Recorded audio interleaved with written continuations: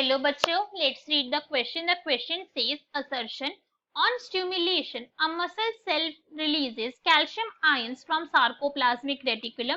Reason by reacting with a protein complex calcium 2 plus ion uncovers active sites on the actin filament. Question के अंदर हमें यहाँ पे assertion given है और एक रीजन गिवन है. असर्शन में हमसे क्या बोला गया है कि जब भी क्या होगा, एक मसल सेल को जब भी स्टिमुलस मिलेगा, स्टिमुलेशन के टाइम पे वो क्या करेगी, सार्कोप्लाज्मिक रेटिकुलम से अपने कैल्शियम आयन का रिलीज करवा देगी. असर्शन में हमें ये गिवन है. अभी हमें ये नहीं पता है ट्रू है या फॉल्स है, अभी हम क्वेश्चन समझ रहे हैं. रीजन में हमें क्या गिवन है कि जब भी यहाँ पे क्या होगा, कैल्शियम आयन जो है वो रिएक्ट करेगी प्रोटीन कॉम्प्लेक्स के साथ, उस टाइम पे वो क्या करेगी, वो अनकवर कर देगी किसको, एक्टिव साइट्स ऑफ एक्टिन को, एक्टिन फिलामेंट को. So now let's start the question. से पहले हम क्वेश्चन को सॉल्व करने का की कॉन्सेप्ट देखेंगे. की कॉन्सेप्ट, तो क्वेश्चन को सॉल्व करने का की कॉन्सेप्ट क्या है हमारा कि हमें कैल्शियम रिलीज इन मसल सेल्स के बारे में पता होना चाहिए. ओके अगर हमें इसके बारे में नॉलेज है तो हम क्वेश्चन को इजीली सॉल्व कर सकते हैं कि भाई एक्चुअली में जो कैल्शियम रिलीज हो रहा है वो हो कैसे रहा है, और इसके होने के बाद आगे मसल के अंदर क्या प्रोसेस चल रही है, आगे यहाँ पे क्या फंक्शन हो रहे हैं, हमें इस पॉइंट के बारे में भी पता होना चाहिए. तो इसके लिए हम क्या करेंगे, एक डायग्राम देखेंगे जिससे हम बेटर अंडरस्टैंडिंग से इसको समझ पाए. बिकॉज थ्योरी के थ्रू अगर हम इसको समझेंगे तो उतनी ज्यादा हमें क्लियर यहाँ पे कॉन्सेप्ट नहीं हो पाएंगे. तो हम ये डायग्राम देख सकते हैं. अब इस डायग्राम को देख के हमें पहली बात तो डरना नहीं है कि भाई इतना सारा क्या समझा दिया, हमें इस डायग्राम के अंदर कुछ समझ नहीं आ रहा. ठीक है, एक एक करके हम सारे का सारा यहाँ पे समझेंगे कि एक्चुअली में यहाँ पे कैल्शियम रिलीज मसल सेल के अंदर होता कैसे रिलीज हो रहा है सार्कोप्लाज्मिक रेटिकुलम से मसल्स की. एंड नेक्स्ट हमें देखना है कि कैल्शियम रिलीज होने के बाद उसके बाद की क्या प्रोसेसेस होती है मसल सेल के अंदर. तो अगर हम इस पॉइंट को देखें, सबसे पहले इस रीजन को देखिए आप. यहाँ पे हमें क्या दिख रहा है कि यहाँ पे न्यूरॉन प्रेजेंट है, न्यूरॉन दिख रही है हमें यहाँ पे मेंशन भी एक्सॉन टर्मिनल सिनेप्टिक वेसिकल. तो ये जो रीजन है हमारा जहाँ पे एक न्यूरॉन प्रेजेंट है और एक मसल प्रेजेंट है, बिकॉज ये क्या अपने आप में ये एक मसल है और ये जो हमारा रीजन ये जो ऑरेंज कलर का यहाँ पे है दिस इज न्यूरॉन. तो जहाँ पे न्यूरॉन और मसल जिस एरिया के अंदर आके उन दोनों के अंदर क्या होता है, जंक्शन होता है, उसको हम क्या कहते हैं, इसे ही हम कहते हैं न्यूरोमस्कुलर जंक्शन. यही होता है न्यूरोमस्कुलर जंक्शन, न्यूरोमस्कुलर जंक्शन. अब न्यूरोमस्कुलर जंक्शन तो ये हो गया कि यहाँ पे क्या है, जो नर्व सेल है और जो हमारा मसल सेल है वो आसपास रखे हुए हैं. ठीक है, आसपास पर प्रेजेंट है. अब यहाँ पे क्या होता है, जो हमारे न्यूरॉन है, जो नर्व सेल है यहाँ पे प्रेजेंट होते हैं सिनेप्टिक वेसिकल्स. देख सकते हैं हम यहाँ पे सिनेप्टिक वेसिकल प्रेजेंट है. इन सिनेप्टिक वेसिकल के अंदर प्रेजेंट होता है एसिटाइल कोलिन. क्या प्रेजेंट है यहाँ पे, एसिटाइल कोलिन यहाँ पे प्रेजेंट होता है, जो अपने आप में क्या है, एक न्यूरोट्रांसमीटर है. क्या है ये, एक न्यूरोट्रांसमीटर है. ओके, न्यूरोट्रांसमीटर से क्या मतलब हो गया हमारा कि भाई इसका काम क्या है, सिग्नल को कैरी फॉरवर्ड करवाना, एक्शन करवाना आगे जाके दूसरे रिसेप्टर्स के अंदर. तो अभी जो एसिटाइल कोलिन है इसका जो रिसेप्टर है, बिकॉज ये अपने आप में ऐसे प्रेजेंट है, मॉलिक्यूल्स के अंदर प्रेजेंट है, इस टाइप में प्रेजेंट है. और ये कहाँ पे प्रेजेंट है, न्यूरॉन्स के सिनेप्टिकल वेसल के अंदर. हम देख सकते हैं यहाँ पे सिनेप्टिकल वेसल्स के अंदर ये यहाँ पे प्रेजेंट है. मगर इसका जो रिसेप्टर है वो कहाँ पे प्रेजेंट होता है, इसका रिसेप्टर प्रेजेंट होता है मसल के पास. ये रहा मसल अभी हमने यहाँ पे मेंशन करा था, इसका रिसेप्टर प्रेजेंट है हमारी मसल के पास. तो ये एसिटाइल कोलिन क्या होता है, यहाँ से रिलीज होगा सिनेप्टिक वेसिकल से, हम देख सकते हैं यहाँ से रिलीज हुआ इसका, और यहाँ पे इसकी बाइंडिंग हो गई जाके रिसेप्टर से. यहाँ पे ये रीजन हम देख रहे हैं, यहाँ पे रिसेप्टर प्रेजेंट है छोटे छोटे. ध्यान से अगर हम इस पॉइंट को देखकर थोड़ा सा एनलार्ज कर लेते हैं, बिकॉज डायग्राम में इतना क्लियरली ऑब्जर्व नहीं हो रहा होगा, हम ये पॉइंट समझते हैं. ये यहाँ पे रिसेप्टर प्रेजेंट है और यहाँ से आके क्या हुआ है, यहाँ पे आके बाइंड हो गया है एसिटाइल कोलिन. ये रिसेप्टर है, ये क्या है, ये ACH है एसिटाइल कोलिन, और ये है उसका रिसेप्टर. तो इन दोनों के बाइंडिंग से अब क्या हो जाएगा, यहाँ पे कॉम्प्लेक्स बन गया न्यूरोट्रांसमीटर का और उसका. अब ये जब कॉम्प्लेक्स यहाँ पे बना है, यहाँ पे जो कॉम्प्लेक्स बना है ना जिसको हम ये बोल रहे हैं, जब ये कॉम्प्लेक्स यहाँ पे बन जाएगा, इस कॉम्प्लेक्स की वजह से क्या होगा, यहाँ पे एक्शन पोटेंशियल जनरेट होगा. क्या होगा, इसकी वजह से यहाँ पे एक्शन पोटेंशियल जनरेट होगा. जो हमारी मसल सेल थी वो कैसी हो जाएगी, उसके अंदर चेंज आएगा, उसके प्लाज्मा मेम्ब्रेन की एक्शन पोटेंशियल के अंदर वोल्टेज के अंदर चेंज आएगा. एक्शन पोटेंशियल यहाँ पे जनरेट हो गया. अब जब यहाँ पे एक्शन पोटेंशियल जनरेट हुआ, इसकी वजह से क्या होगा, जो सार्कोप्लाज्मिक रेटिकुलम है, जो सार्कोप्लाज्मिक रेटिकुलम है किसका, मसल सेल का, इस मसल सेल के एंडोप्लाज्मिक रेटिकुलम को हम सार्कोप्लाज्मिक रेटिकुलम कहते हैं. कुछ बहुत डिफरेंट थिंग नहीं है ये. तो सार्कोप्लाज्मिक रेटिकुलम के अंदर क्या प्रेजेंट होता है, कैल्शियम आयन स्टोर होते हैं। हम देख सकते हैं यहाँ पे कैल्शियम आयन यहाँ पे प्रेजेंट है, सारे के सारे काफी सारे अमाउंट के अंदर सारा कैल्शियम प्लस आयन ही है।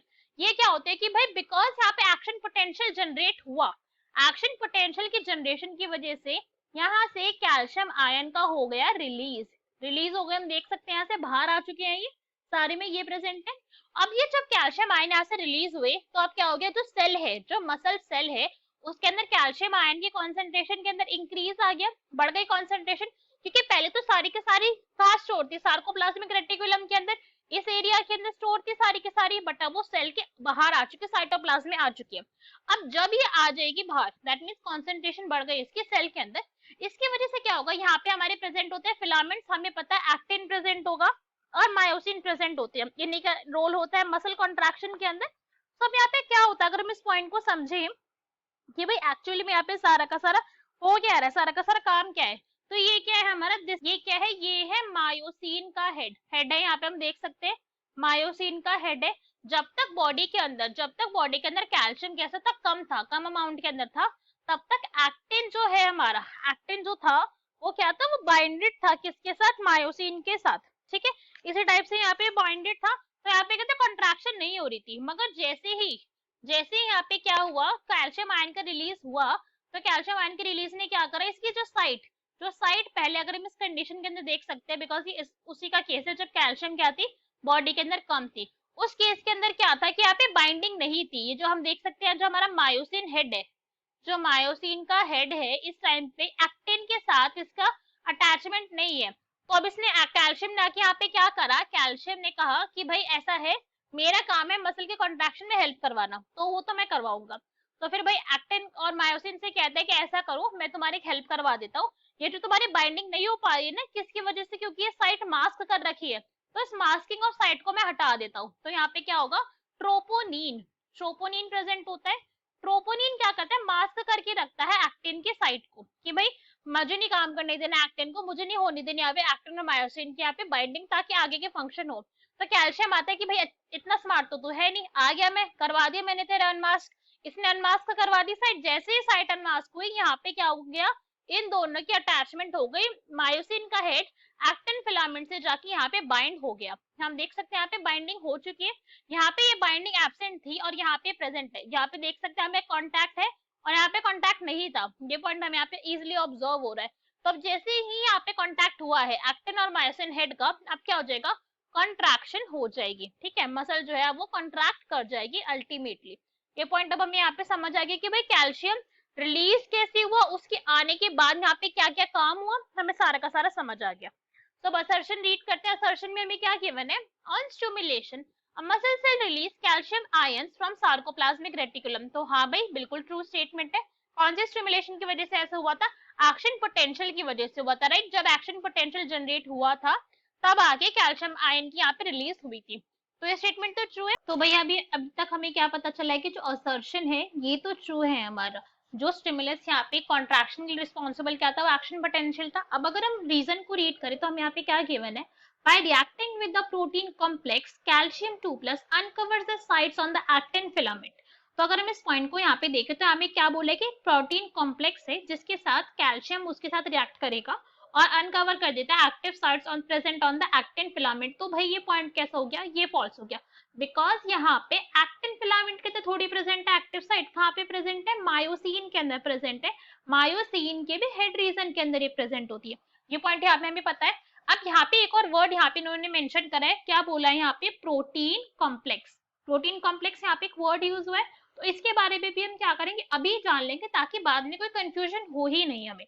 तो जो प्रोटीन कॉम्प्लेक्स वर्ड बना है, प्रोटीन कॉम्प्लेक्स जो वर्ड यहाँ पे यूज हुआ है, तो ये कॉम्प्लेक्स बनता है किस किस के बीच में, ये कॉम्प्लेक्स बनता है बिटवीन ट्रोपोनिन के और ट्रोपोमायोसिन के बीच में, ये कॉम्प्लेक्स की फॉर्मेशन होती है। Okay, tropomyosin. अब कॉम्प्लेक्स बोला है तो दैट मीन्स भाई एक से ज्यादा प्रोटीन प्रेजेंट है तभी कॉम्प्लेक्स बोला गया, एक होते तो कॉम्प्लेक्स बोलते ही नहीं हम यहाँ पे।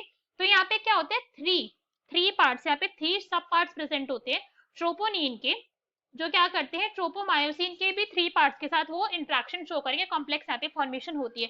ये थ्री के थ्री पार्ट कैसे होते हैं नेचर के अंदर, ग्लोब्यूलर है, ग्लोब्यूलर प्रोटीन होते हैं, ठीक है। ये पॉइंट हमें यहाँ पे समझ आया।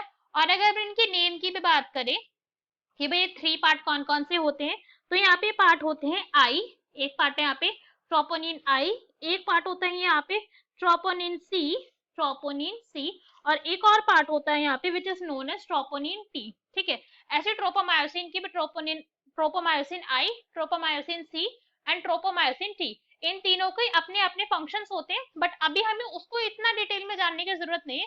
अभी हमने यहाँ पे ये पॉइंट क्लियर कर लिया कि हाँ भाई प्रोटीन कॉम्प्लेक्स जैसी चीज बन रही है, जो हमने यहाँ पे बोला था ना कि ट्रोपोनिन जो है वो मास्किंग को क्या करता है, रिमूव मास्क को कवर करके रखता है और कैल्शियम के आने पर वो हट जाता है। तो ये जो ट्रोपोनिन हमने बोला था ना, यहाँ पे 3 सब यूनिट्स प्रेजेंट होती हैं, तो ये पॉइंट अपने आप में ठीक था। बस इसमें गलत क्या था, इन्होंने बोल दिया एक्टिन फिलामेंट, एक्टिन ने मायोसिन है, और मायोसिन की भी हेड साइड के ऊपर प्रेजेंट होती है एक्टिव साइट।